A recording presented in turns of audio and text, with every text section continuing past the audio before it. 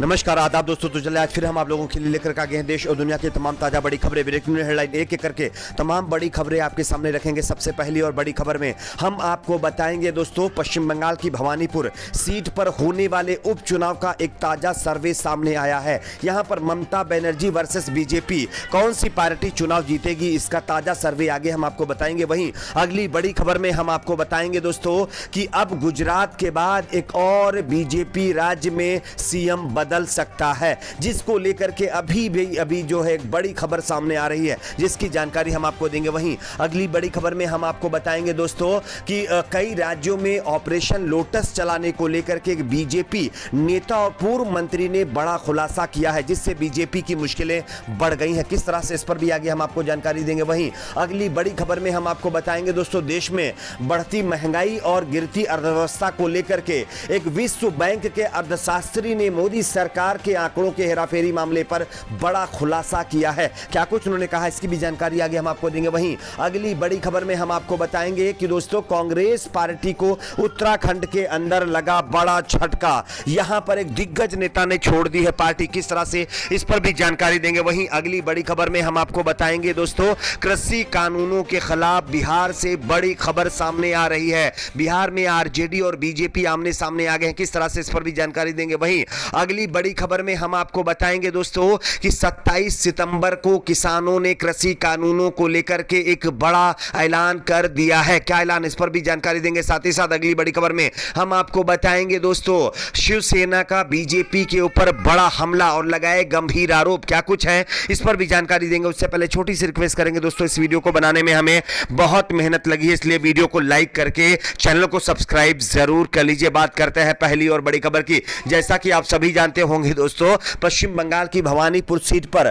30 सितंबर को वोट डाले जाएंगे, लेकिन उससे पहले एक ताजा सर्वे ने तमाम पार्टियों को चौंका दिया है। दरअसल जानकारी के मुताबिक जो सर्वे सामने आया है, उसमें ममता बनर्जी भवानीपुर सीट से चुनाव जीत सकती हैं। जानकारी के आंकड़ों के मुताबिक अगर बात करें तो 70% से ज्यादा लोगों ने ममता बनर्जी के पक्ष में जो है हां कहा है। साथ ही साथ अगर बात बीजेपी की करें तो बीजेपी को सिर्फ 20% लोगों ने कहा है कि बीजेपी यहां से चुनाव जीतेगी। अगर बात करें जो है कम्युनिस्ट पार्टी की, तो उनको जो है 15% लोगों ने कहा है कि वो चुनाव जीतेंगी। यानी कि भवानीपुर सीट ममता बनर्जी के हाथों में जा सकती है। 75% चांसेस ममता बनर्जी के हैं। बात करते हैं अगली बड़ी खबर की। अगली बड़ी खबर आ रही है दोस्तों, गुजरात के बाद अब जो है उत्तराखंड बीजेपी में भारी भगदड़ मचने वाली है। आप इस खबर को देख सकते हैं। हिमाचल प्रदेश के मुख्यमंत्री जयराम ठाकुर दिल्ली पहुंच गए हैं। जानकारी के मुताबिक सीएम जयराम ठाकुर ने कहा है कि वो दिल्ली एक निर्धारित बैठक में हिस्सा लेने के लिए आए हैं। सीएम के इस जवाब के बाद राजनीतिक गलियारों में उठ रहे भूचाल पर अटकलें लगी हैं।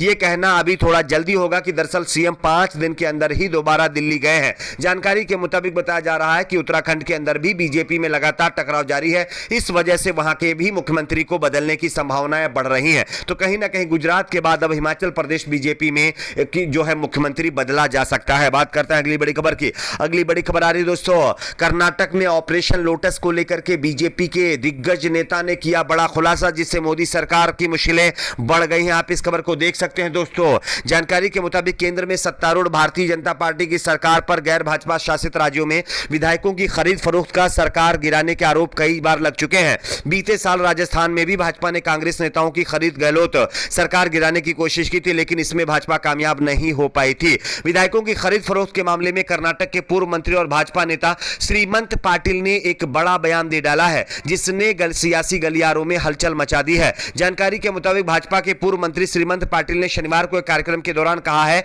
कि कांग्रेस छोड़ने के लिए उन्हें भाजपा द्वारा पैसों की पेशकश दी गई थी। हालांकि उन्होंने यह भी कहा कि मैं बिना पैसे लिए भाजपा में शामिल हुआ हूं। उन्होंने कहा कि पार्टी द्वारा मुझसे यह पूछा गया था कि मुझे कांग्रेस छोड़ने के लिए कितना पैसा चाहिए। मैंने भाजपा से पैसे की जगह उनसे जो है मंत्री पद की डिमांड की थी, लेकिन अभी तक उनको मुख्यमंत्री जो है पद के बाद जो है मंत्री नहीं बनाया गया है। लेकिन उनको ये उम्मीद है आने वाले कैबिनेट विस्तार में उनको मंत्री बनाया जाएगा। लेकिन ये तो साबित हो गया है कि ऑपरेशन लोटस में हॉर्स ट्रेडिंग हुई थी, जिसका खुद जो है खुलासा बीजेपी की नेता कर रहे हैं। बात करते हैं अगली बड़ी खबर की। अगली बड़ी खबर आ रही है दोस्तों, देश में बढ़ती महंगाई और गिरती अर्थव्यवस्था के बीच विश्व बैंक के अर्थशास्त्री ने किया बड़ा खुलासा। आप इस खबर को देख सकते हैं। मोदी सरकार के शासनकाल में देश में जहां बेरोजगारी और महंगाई हर रोज बढ़ती जा रही है, वहीं देश की अर्थव्यवस्था सबसे निचले स्तर पर जा पहुंची है।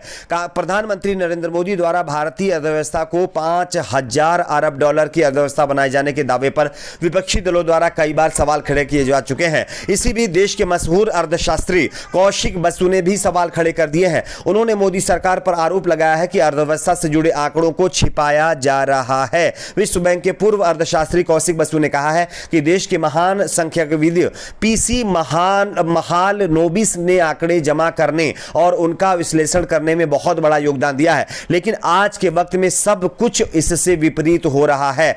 आज सरकार द्वारा आंकड़ों को छुपाए जाने की कोशिशें की जा रही हैं, जो कि हमारे देश के लिए बेहद दुखद है। तो कहीं ना कहीं ये मोदी सरकार के ऊपर एक और गंभीर आरोप लगा है। बात करते हैं अगली बड़ी खबर की। अगली बड़ी खबर आ रही है दोस्तों, कांग्रेस पार्टी को लगा बड़ा झटका। उत्तराखंड के अंदर पुरोला से कांग्रेस विधायक राजकुमार ने पार्टी छोड़ दी है। आप इस खबर को देख सकते हैं। उत्तराखंड में आने वाले कुछ ही दिनों के बाद आप सभी जानते होंगे विधानसभा के चुनाव होने हैं, लेकिन उससे पहले कांग्रेस पार्टी के अंदर भगदड़ मच गई है। कांग्रेस विधायक राजकुमार ने बीजेपी में जो है शामिल होने का फैसला लेते हुए बीजेपी ज्वाइन कर ली है। राजकुमार का कहना है कि पीएम मोदी के नेतृत्व में भारत की वैश्विक स्तर पर प्रतिष्ठा काफी बड़ी है और अब भारत को कोई आंख नहीं दिखा सकता, बल्कि भारत के साथ आंख में आंख मिला करके दोस्ती करना चाहता है। इससे प्रभावित होकर के उन्होंने जो है भारतीय जनता पार्टी में शामिल होने का फैसला किया है। खैर ये अलग बात है कि उनको बेरोजगारी और अर्थव्यवस्था के मुद्दे पर कुछ नजर नहीं आ रहा है। बात करते हैं अगली बड़ी खबर की। अगली बड़ी खबर आ रही है दोस्तों, कृषि कानूनों को लेकर के अब बिहार के अंदर बीजेपी और आरजेडी आमने सामने आ गए हैं। आप इस खबर को देख सकते हैं दोस्तों। नरेंद्र मोदी सरकार के किसी केंद्रीय मंत्री ने संभवतः पहली बार बिहार विधानसभा में विपक्ष के नेता तेजस्वी यादव को पिछले साल केंद्र द्वारा बनाए गए 3 नए कृषि कानूनों पर उनके साथ बहस करने की चुनौती दे दी है। गृह राज्य मंत्री नित्यानंद राय ने रविवार को शाम उत्तर बिहार के दरभंगा शहर में भाजपा किसान मोर्चा को संबोधित करते हुए कहा है कि वह तेजस्वी यादव को खुले मंच पर आने के लिए जो है आमंत्रित करते हैं, नए कृषि कानून पर बहस करने की चुनौती दे रहे हैं। यानी कि कृषि कानूनों को लेकर के अब जो है मोदी सरकार के जो नेता हैं वो लगातार विपक्षी पार्टियों के ऊपर हावी हो चुके हैं और उनको चुनौती देते हुए कह रहे हैं कि वो जो है सार्वजनिक मंच पर आकर के इसको लेकर के बहस कर ले। बात करते हैं अगली बड़ी खबर की। अगली बड़ी खबर आ रही है दोस्तों, किसान आंदोलन के बाद अब 27 सितंबर को किसानों ने बहुत बड़ा ऐलान कर दिया है। आप इस खबर को देख सकते हैं। अब गांव, शहरों और राज्यों में भी बंद की तैयारी किसानों ने कर ली है। 27 सितंबर को भारत बंद का ऐलान किया गया है। उसी के साथ बताया जा रहा है कि अब जो है किसान जो है गांव और शहरों, राज्यों में जाकर के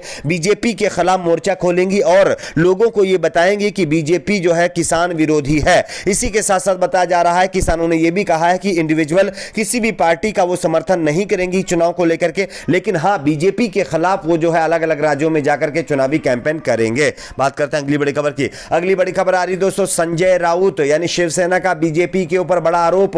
आप इस खबर को देख सकते हैं दोस्तों। उन्होंने कहा है कि 2 साल में किसानों पर 17 हमले हुए हैं। इसमें सरकार की मिली भगत है, यानी कि कृषि कानूनों पर धरने पर बैठे किसानों के ऊपर जिस तरह से हमले हो रहे हैं उस मामले पर बीजेपी मिली जुली है। इसी वजह से इस तरह के हमले किए गए हैं। आपकी अपनी दोस्तों इस पर क्या राय नीचे कमेंट बॉक्स में जरूर बताइए। वीडियो को लाइक शेयर, चैनल को सब्सक्राइब जरूर करें।